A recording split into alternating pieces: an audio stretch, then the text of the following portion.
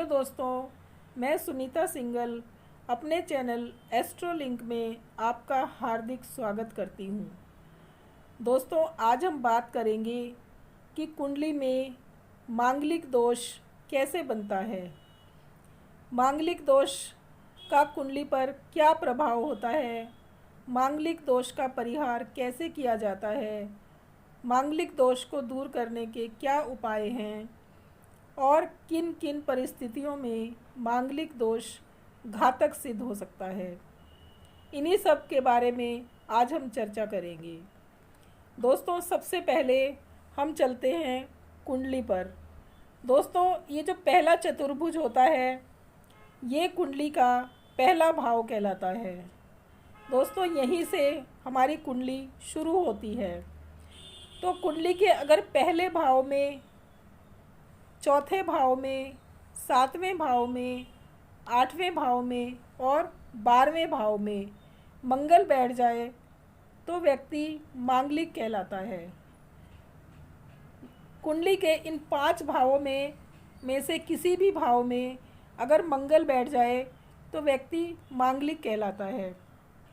दोस्तों, कुंडली में 12 भाव होते हैं और 12 भाव में से 5 भाव में व्यक्ति मांगलिक कहलाता है। इसका मतलब है कि 40% लोग मांगलिक होते हैं। कुछ लोगों का मत है कि अगर व्यक्ति मांगलिक होता है तो उसके जीवन साथी की मृत्यु बहुत जल्दी हो जाती है। लेकिन दोस्तों, 40% मामलों में ऐसा नहीं हो सकता। हो सकता है कि 5 या 7% लोगों के साथ ऐसा होता है कि उनके जीवन साथी की मृत्यु बहुत जल्दी हो जाती है।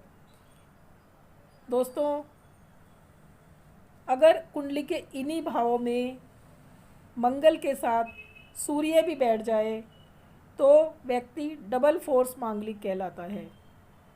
दोस्तों, ऐसे में हमारा दाम्पत्य जीवन, हमारा पारिवारिक जीवन प्रभावित होता है।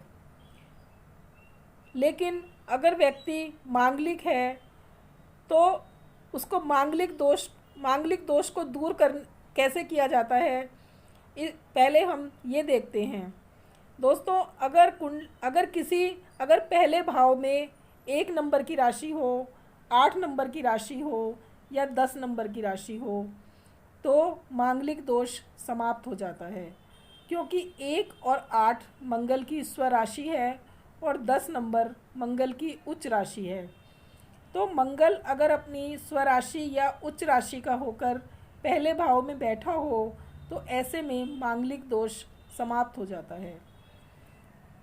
उसके बाद आते हैं हम चौथे भाव पर।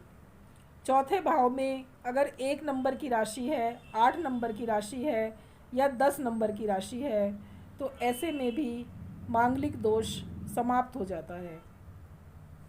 उसके बाद आते हैं हम 7वें भाव पर।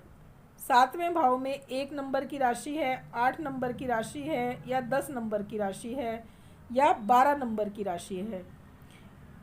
क्योंकि दोस्तों, 12 नंबर में 7वें भाव का जो स्वामी होता है वो उच्च का होता है, तो इसलिए इन किसी भी भाव में अगर मंगल बैठ जाता है तो व्यक्ति का मांगलिक दोष समाप्त हो जाता है।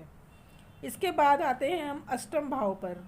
अष्टम भाव में 1 नंबर की राशि हो, 8 नंबर की राशि हो, 10 नंबर की राशि हो या 11 नंबर की राशि हो तो भी मांगलिक दोष समाप्त हो जाता है। इसी प्रकार 12वें भाव में 1 नंबर की राशि हो, 8 नंबर की राशि हो या 10 नंबर की राशि हो, अगर ऐसी कोई परिस्थिति है तो मांगलिक दोष समाप्त हो जाता है।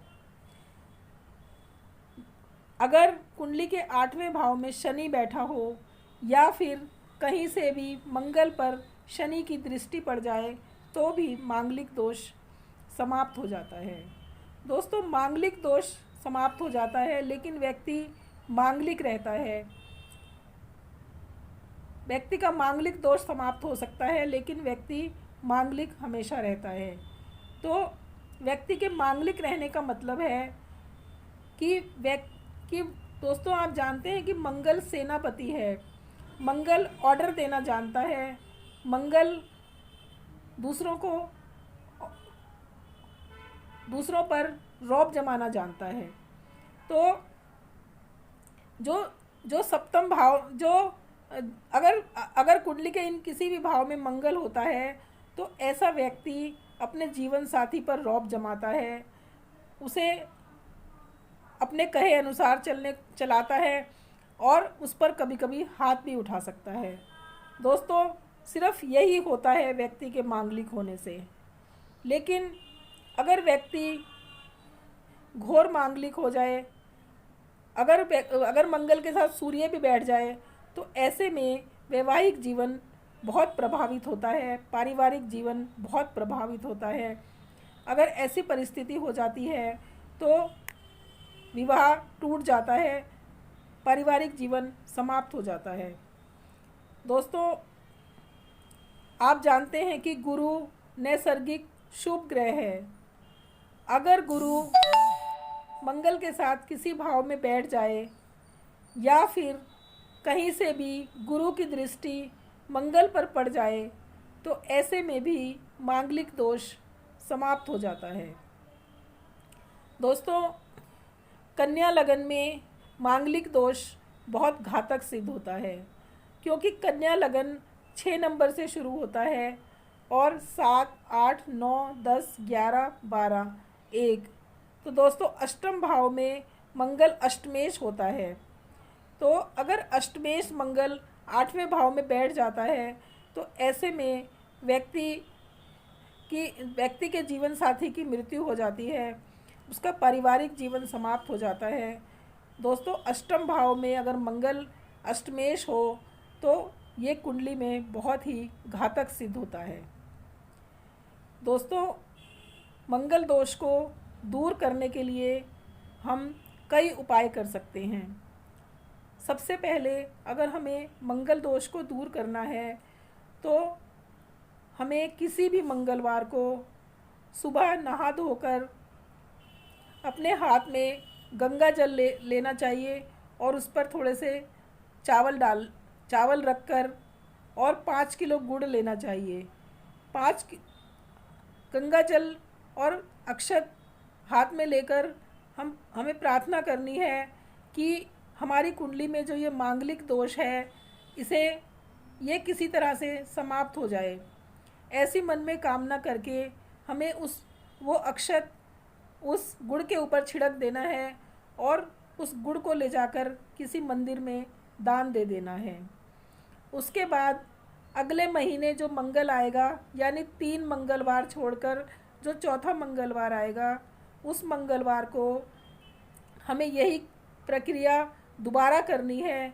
लेकिन इस बार 5 किलो गुड़ की जगह हमें 3 किलो गुड़ लेना है और जाकर उसे भी मंदिर में दान देना है। उसके बाद अगले महीने यानी 3 मंगलवार छोड़कर चौथे मंगलवार को फिर एक बार यही प्रक्रिया करनी है, लेकिन इस बार हमें 1.5 किलो गुड़ लेना है और इसी प्रकार हमें उस गुड़ को ले जाकर मंदिर में दान देना है। दोस्तों ये है मंगल का उपाय। लेकिन अगर आपकी कुंडली में इन्हीं किसी भाव में सूर्य भी बैठा हुआ है और आपको सूर्य का उपाय करना है तो आप इसी उपाय को रविवार के दिन भी कर सकते हैं। दोस्तों आप देखेंगे कि इस उपाय के करने से धीरे धीरे आपकी कुंडली में जो मांगलिक दोष बना हुआ है वो धीरे धीरे समाप्त हो जाएगा और आप एक सामान्य जीवन जी सकेंगे। दोस्तों आप आज की वीडियो मैं यहीं ख़त्म करती हूँ। अगर आपको ये वीडियो अच्छी लगी हो तो इसे लाइक कीजिए, सब्सक्राइब कीजिए और शेयर कीजिए। धन्यवाद।